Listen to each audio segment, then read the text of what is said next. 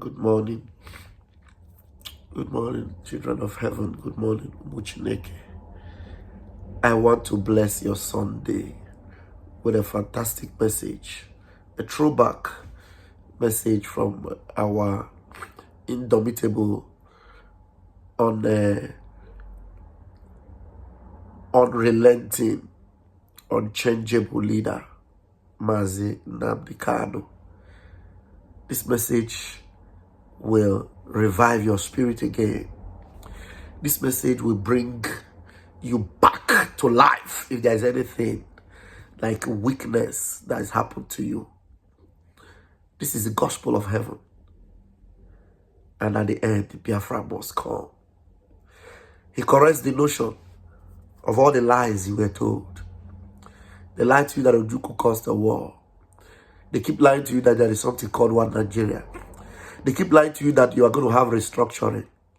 Listen to this 5 minutes gospel from the true prophets, the only truthful prophets, Mazi Nnamdi Kanu. As you listen, may your Sunday be blessed. My name remains Raphael Chamakajere, aka Pastor Vam Vam Vam.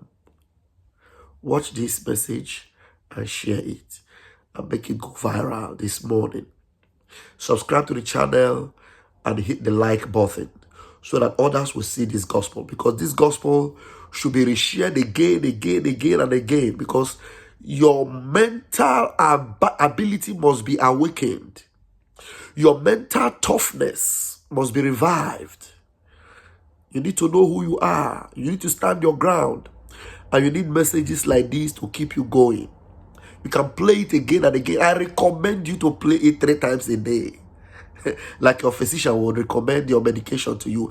This gospel you're going to listen to now is a medication to your soul as a truthful freedom fighter.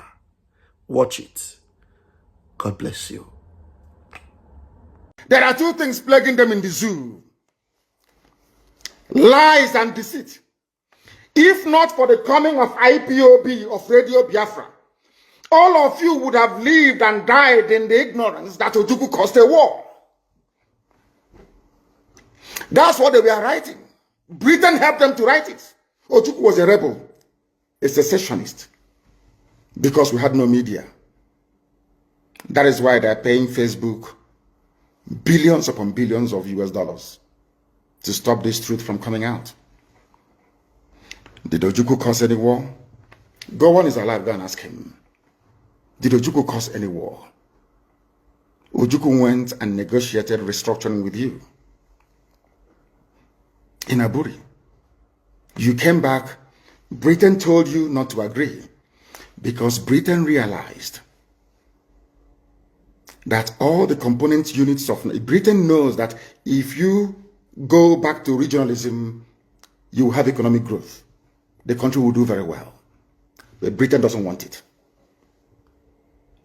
That was why they even instigated the Nzogwu coup, so-called Nzogwu coup, saying they will bring Awolowo to become the head of state. They knew what was going to happen. They wanted to truncate the economic miracle of Dr. Michael. But what I'm telling you are fast. Go and investigate for yourself.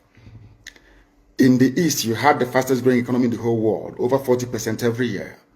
In the West, Awolowo was performing his own miracle as well. Even in the North, Ahmadu Bello and Tafawa Balewa were doing very well. You had all those massive industries in the North. You even had Alamajiris that were employed in the North, meaningfully employed, gainfully employed. They were all doing very well. Britain said, no, for us to control these people, we need to impoverish them. Let us introduce this war. There was a coup by Nzogwu. And after that, there was the massacre of, as usual, massacre of our people in the North. Ojukwu said, I have to secure my land and my people. They said, no, let's go to Aburi to discuss it. Ojukwu went to Aburi and agreed restructuring. That's something now you're asking for. To tell you how foolish Nigerians are. They're very foolish. That same nonsense you're asking for now was discussed many years ago. Ojukwu sat down in Aburi with Gowon and decided that regionalism was the best way forward. Restructuring, going back to who you were, 1963 Constitution, 1963 Constitution. Be on your own and pay tax to the central government, as they have in America. as they have even in Britain. Britain, you have Scotland that is almost independent. Wales, the same thing. Everybody is free. But Britain doesn't want the same thing they're enjoying to happen in Nigeria. Why? Ask yourself that question. Anybody telling you about one Nigeria is your enemy. I'll prove it to you now. Ojukwu negotiated devolution, regionalism. The North will be on their own, the West on their own, even Midwest on their own, and then the East on their own. It's the same one Nigeria. On their way to the airport, before they boarded the aircraft, a call came from Lagos, from the British High Commissioner in Lagos to Gowon, telling Gowon not to agree. After having signed the agreement, that same Gowon you're looking at today, God kept me alive so that he can witness the destruction he will bring upon that very zoo called Nigeria. Gowon said no. Do you know all the journalists in Nigeria, none of them have ever gone to Gowon to ask him, why did he say no to Aburi? Aburi was restructuring. None of those agitating for restructuring right now has ever gone to Gowon or gone to Nigeria to say, but Ojukwu negotiated restructuring. What happened? They came back and they said no. Ojukwu said, okay, so you want to continue to kill my people all over the place? No. Because of that, I'll declare Biafra. Today, they have brainwashed all of you with the perverse notion and thinking that somehow Ojukwu is responsible for causing a war, when opposite is the case. If not now, that after many years of hammering on this very topic, it has now sunk into the skull of the people that Gowon was the aggressor, not Ojukwu. That's how Nigeria is, always blaming the victim. And we lost over 5 million people during that very genocidal war. They killed over 5 million Biafrans. They wanted to wipe us away from the face of this very earth. But we survived it, and we are here today. Those they gave birth to, that have come. And this time with a wrath that you cannot even begin to imagine. And Biafra must come. It must come.